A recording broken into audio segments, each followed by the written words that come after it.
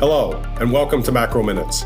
During each episode, we will be joined by RBC Capital Markets experts to provide high-conviction insights on the latest developments in financial markets and the global economy. Please listen to the end of this recording for important disclosures.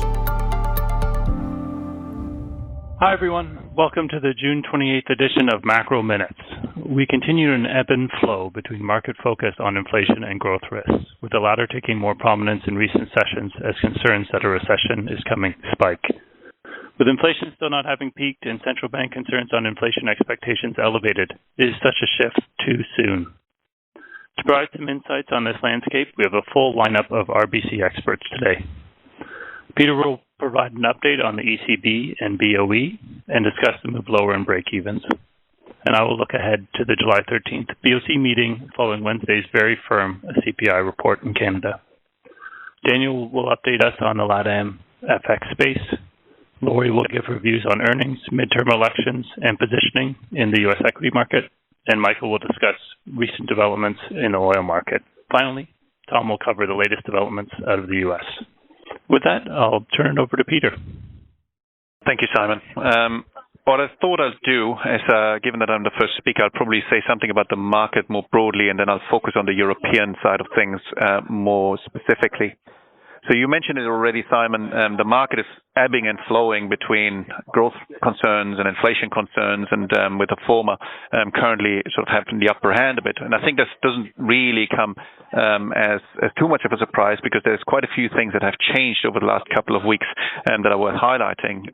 For starters, I think if you just look at the magnitude that had been priced into the front end pretty much in every market, I think it's fair to say that we are almost certainly now at levels that are beyond where most people consider neutral, even if you sort of give a little bit of grace period or a little bit of grace area for higher levels of neutral because of higher levels of inflation. So in the US, where we were pricing close to 4%, over here in Europe, where the ECB was priced at the peak at 250, all of these levels are generally considered to be north of neutral and therefore sort of stifling growth to some degree.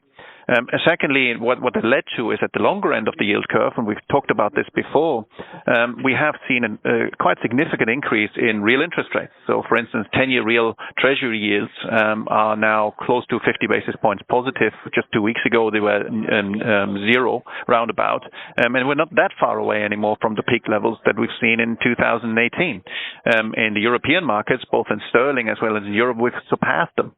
And at the same time, in economic data, what you see is the particularly sort of leading indicators.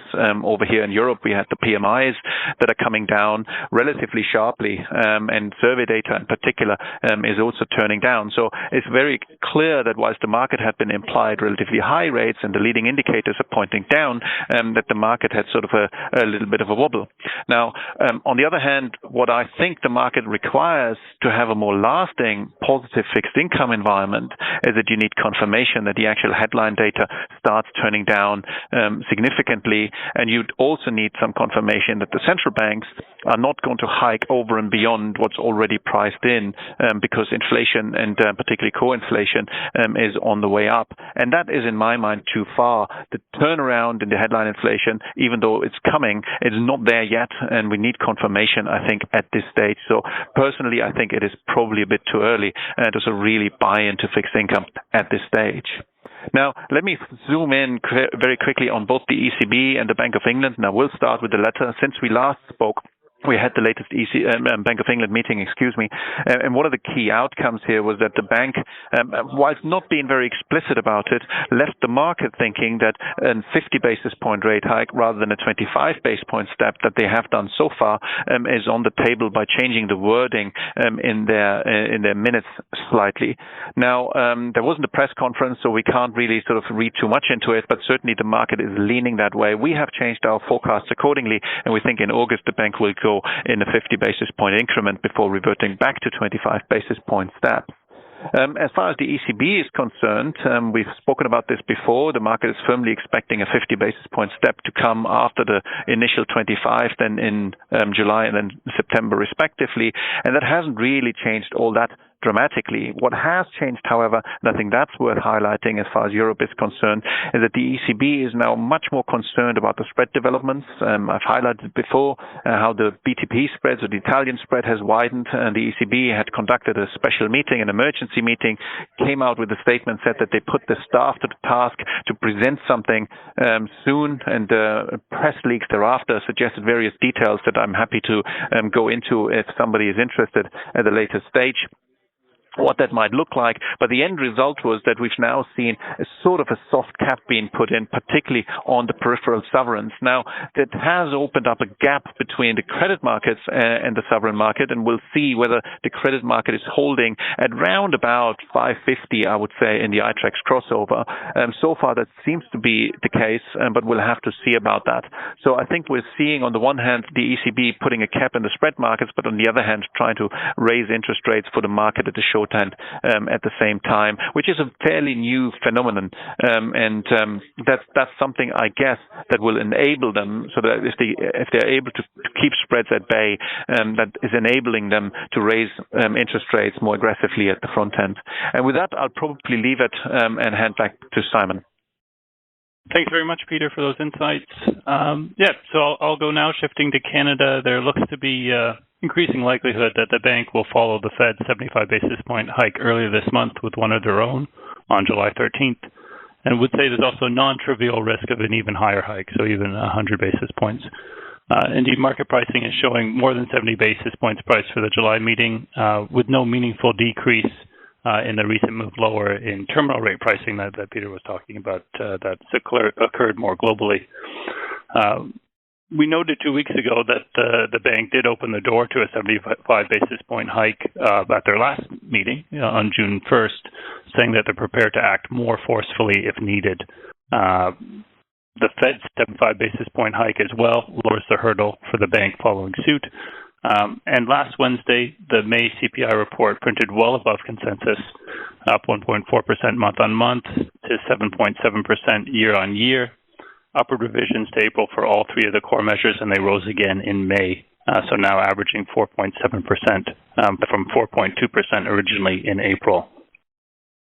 While gasoline was a key driver, food prices and shelter prices were both steady at elevated levels, and there were really broader price gains evident elsewhere, such as clothing and footwear, household operations, and furnishings.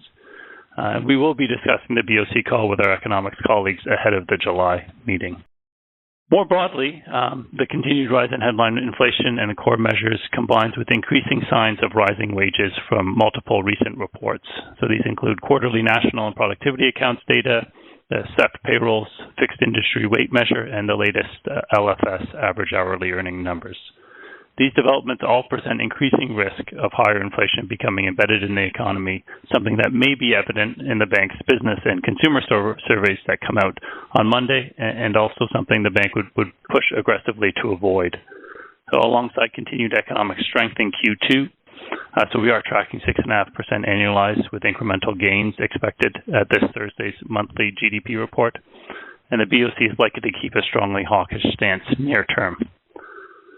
While we do think growth slows materially in the second half of the year and inflation does start moving lower, it looks too soon for the BOC to shift focus at this point. And consequently, we do see the recent steepening as a good opportunity to enter flatteners. So, for example, we've had a 6-month forward 2s10s flattener on previously, and we think that those kind of trades look nice here. And with that, I'll shift over to Daniel to discuss LATAM FX. Thank you, Simon. From the emerging market effects based on Latin America, we have seen some relief in the last week after University of Michigan survey in the U.S. And the FX market, but the FX market will still be on the look for the close for the Fed meeting, and therefore we expect the EM FX market to likely remain range bound until further information from the Fed tightening. The larger performance that we have seen in EM versus G10 in the first quarter of this year, it has been almost caught completely, with the asset class down on average around 5% year to date versus G10 on a DXY measure around 9%. The main catalyst for this cut of performance in EM has been the CNY depreciation in April. And after that, the most vulnerable crosses have been breaching new all-time highs. For now, the renewed sentiment on long sovereign Chinese equities is helping the renminbi consolidation and some stabilization in EM. But our Asia FX strategy believes that domestic pressures to revive the economy ahead of the 20th Party Congress in the fourth quarter of this year will likely grow, and more powerful fiscal stimulus being well employed.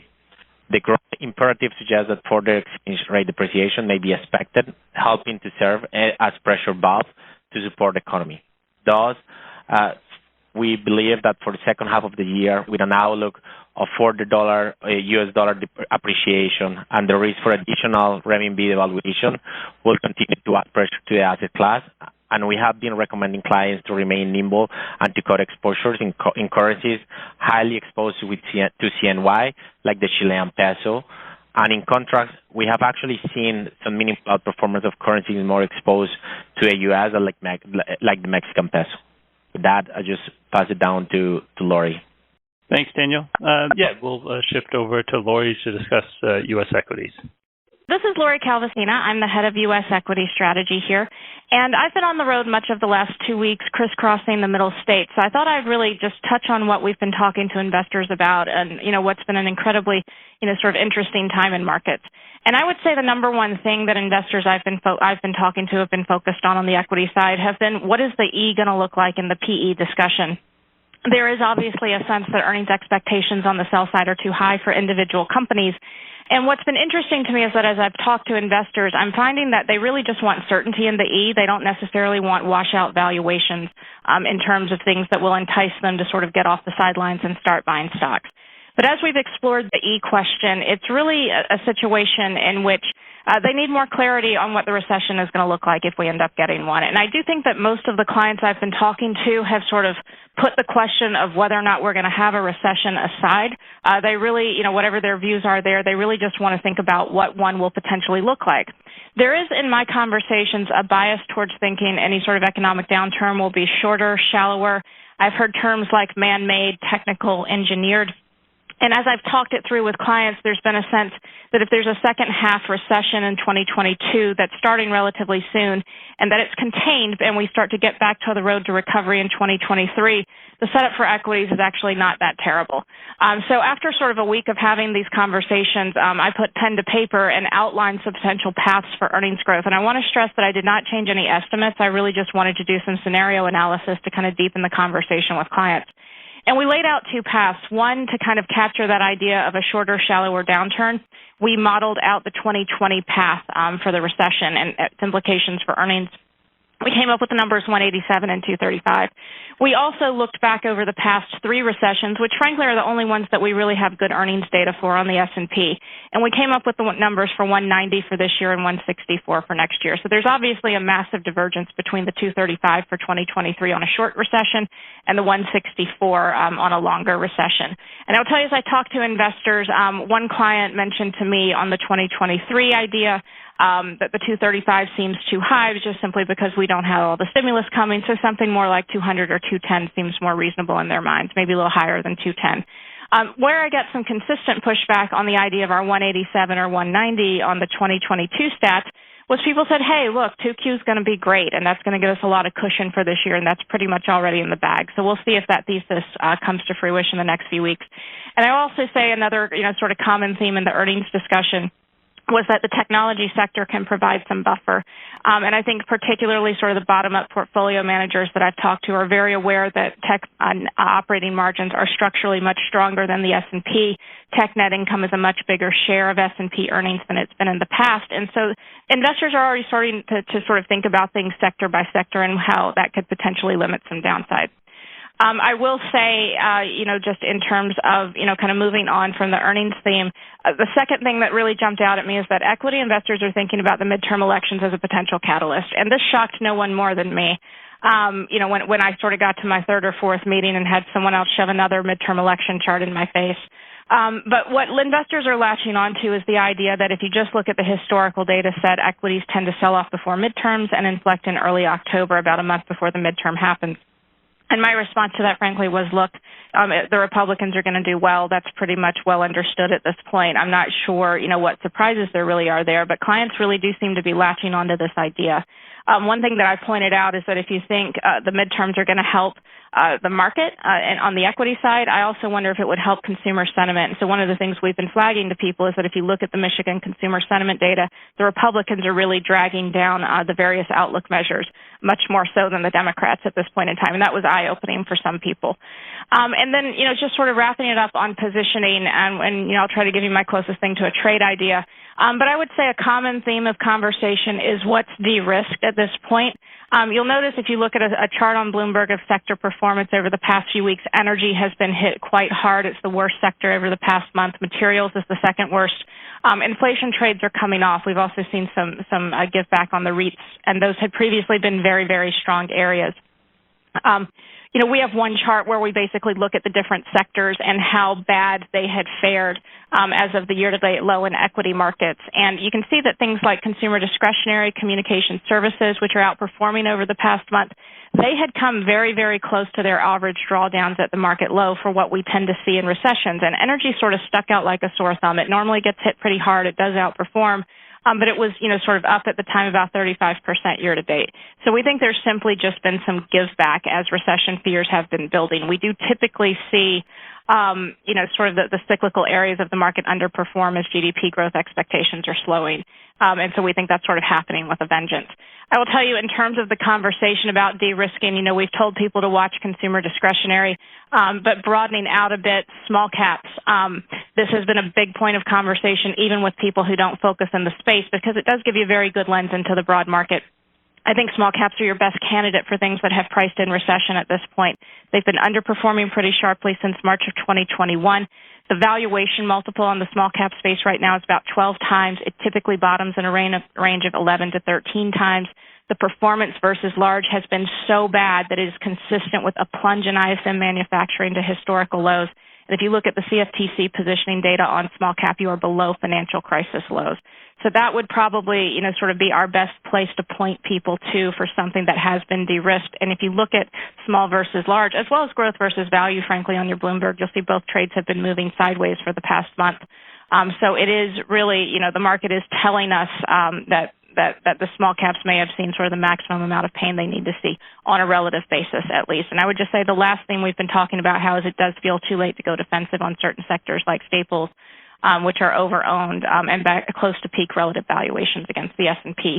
And defensives generally look close to peak relative valuations if you look at them versus secular growth sectors and cyclicals.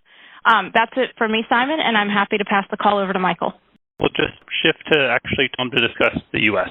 I think that there's a couple of things to highlight. First, someone asked me yesterday, hey, Tom, what's your recession probability model doing? Really? Is that what we're talking about now? I mean, this is the most telegraphed slowing that we've had in the history of the United States. I mean, that might be hyperbole a little bit, but I think it's pretty darn close to accurate. I don't think anyone should be worried about what the probability is. I think we should be talking about what it's going to look like. I just think, just to pick up on a couple of things that Lori put out there, I think for starters, I think that, look, I tend to agree that this will probably wind up being a sort of a shortish, shallowish recession, if that's actually where we're going.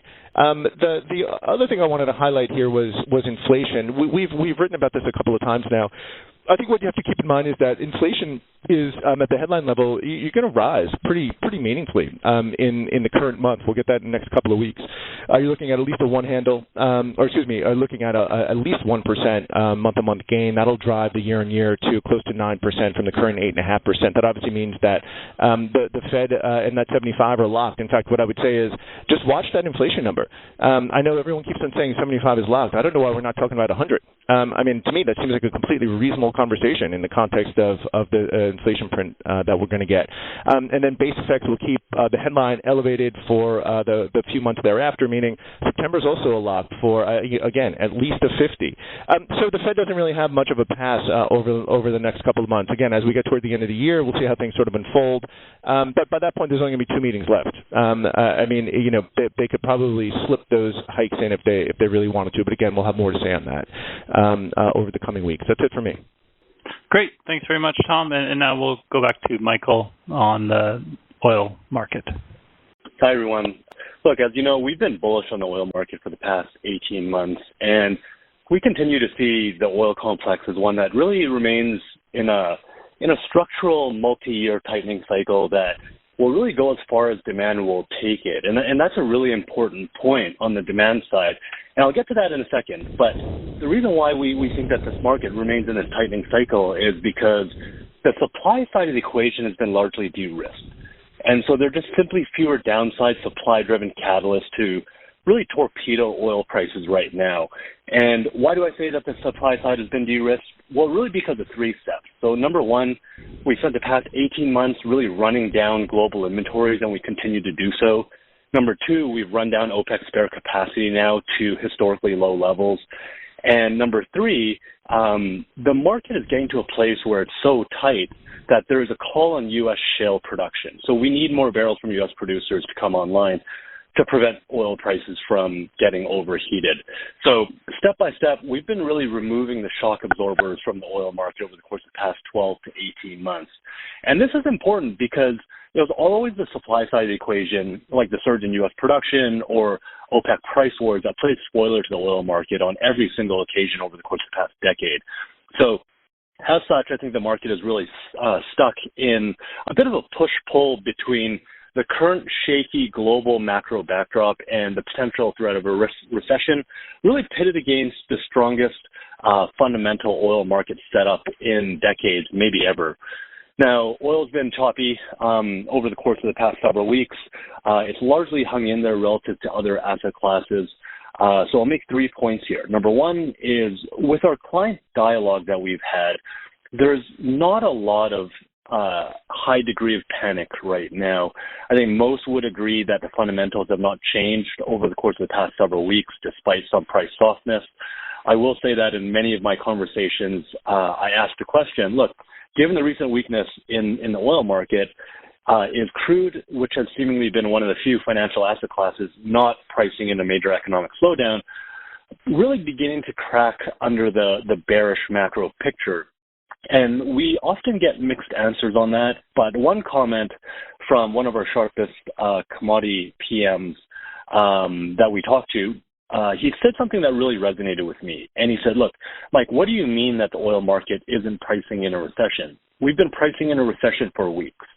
The recessionary fears are exactly why we've been stuck in this $110, $115, $120 a barrel price range over recent months, when it should otherwise be pricing at $150 a barrel. Now, I don't disagree with this logic, because we're getting to a point where scarcity risk is going to be priced in quite aggressively in this market if we continue these drawdowns. And again, look, we're in the beginning of summer right now. Now, look, the market has to respect the global macro backdrop, but I do think that dips will be ferociously defended. There will likely be a lot of volatility because, like I said, we're in a push-pull between the fragile macroeconomic backdrop paired against the strongest oil market fundamental setup in a really long time. I'll just touch really quickly here on demand destruction. Look, all of our conversations are centered around demand destruction now. Why? Because the supply side of the equation, like I mentioned, has de-risked. So when you look at the amount of demand destruction right now, given high record gasoline prices, there's been really an immaterial amount, surprisingly so, given how strong gasoline prices have been, given how strong crack spreads have been. But I would really be remiss if I didn't mention that a lot of our real-time indicators are suggesting that there are some consumer changes really at the margin here. So if you remember our GOAT and goal indices, what we've seen here is that there are some indications that search interest for future travel, so search interest for air travel and accommodation are down pretty aggressively, so low double digits over the course of the past month. That's really important to keep in mind. And also this idea that we're seeing some signs of switchability between modes of transport. So what we've seen is U.S.-wide congestion has softened by about 10.5% traffic-wise over the course of the past month, whereas public transit usage has increased by just over 5%. So I think that's really important in terms of thinking about, well, gasoline prices getting really aggressive. So we're going to switch to, instead of driving my car, I'm going to switch to riding public transit. The last point I'll make really quickly here is just on government policy. Now, given where we sit in the cycle, the oil market has been singularly focused on trying to solve for refilling global oil inventories. And inventories are at multi-decade lows for things like diesel. Crude inventories are at decade lows. And this is why the product crack spreads are just so important to watch. And this certainly has been a market led by higher gasoline prices and diesel prices. Now, there's been a lot of talk about the Biden administration administering a gasoline tax holiday that would effectively lead to, further demand preservation throughout the summer. I think what's really important here is that policy leads to unintended consequences of further drawing down product stockpiles and keeping products prices higher and elevated for longer. Because if you don't have some degree of demand destruction this summer, this is going to leave the market in an even bigger inventory hole for gasoline prices, diesel prices exiting the summer, which means, like I mentioned, these prices will be elevated for a longer period of time than otherwise would be the case if there was some degree of demand destruction this summer. That's what the market is searching for, is a demand destruction event. But with that, happy to leave it there. Great. Thank you very much. This content is based on information available at the time it was recorded and is for informational purposes only. It is not an offer to buy or sell or a solicitation, and no recommendations are implied. It is outside the scope of this communication to consider whether it is suitable for you and your financial objectives.